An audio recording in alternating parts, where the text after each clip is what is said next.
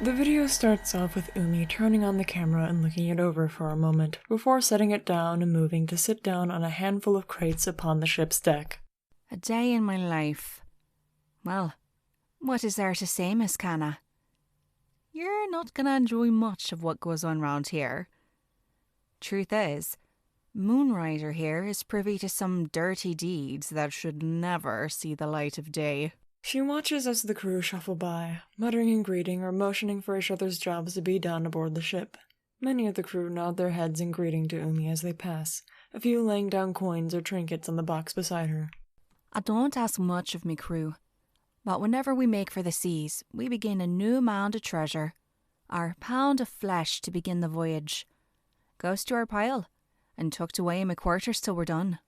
Umi picks up the camera, shoving it and the rest of the coins and treasures into a small velvet sack. The sound of a quiet grunt can be heard as the bag is hoisted, and Umi hums to herself as she heads down to her cabin. The bag falls to the ground with a loud thud, and footsteps are heard rushing past the bag as Umi slams her hands down on her desk. Didn't know it'd be having company aboard. Who unlocked the cabin for you? You think I didn't have a seat for myself? Fair point. But get out of me seat. I think not. Good to see ya. Your old man would never miss a sneak sale like this one. Always took you for the sentimental type. Rummaging through the bag, Umi takes out the camera but is careful not to show the man's face. Sorry, Miss Kanna.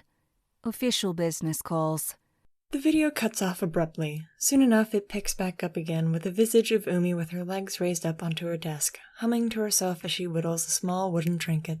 Traveled the 7 seas, stood on distant shores, saw all I could see, looking for something more.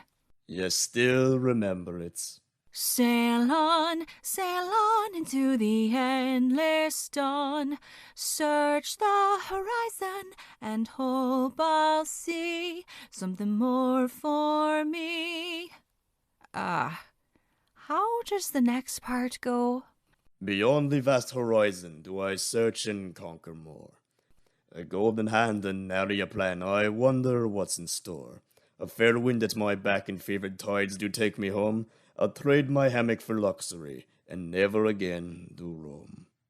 Trade my hammock for luxury, and never again do roam. I never understood why you made it end that way. What way?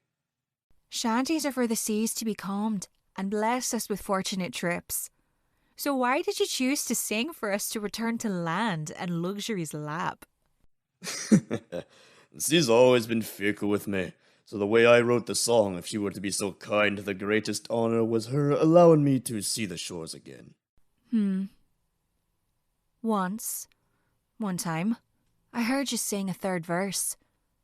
What was it? Well, that's for me to know and for you to never see. Now, what's this thing for? What did that button do? What thing? Oh, you give that back! Umi, finally looking up to the man behind the camera, lunges up with a laugh to try and take it back. It lifts high above her head, but she's seen using her hat to cover the camera and tug it back down. Don't know why you go rummaging through my things. What sensible captain wouldn't? You're not captain, Dad. Who was Moonrider's first love? The sea.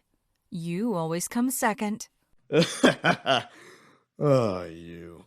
The camera tumbles down and hits the ground, cutting out the video feed. When it picks back up again, Umi is standing at the helm of the ship in the dead of the night, recording herself by hand and looking exhausted, with a new gash along her cheek, patched up and with a wrap around her head. Or you can just not see anything that happens aboard the ship. Honestly, I prefer it that way. But nobody bests blue glass in the Devil's Charmer. That's why we're the second and third loves of the Moonrider. I'm still second! I'll catch you up on what we neglected to show you next time I get to class.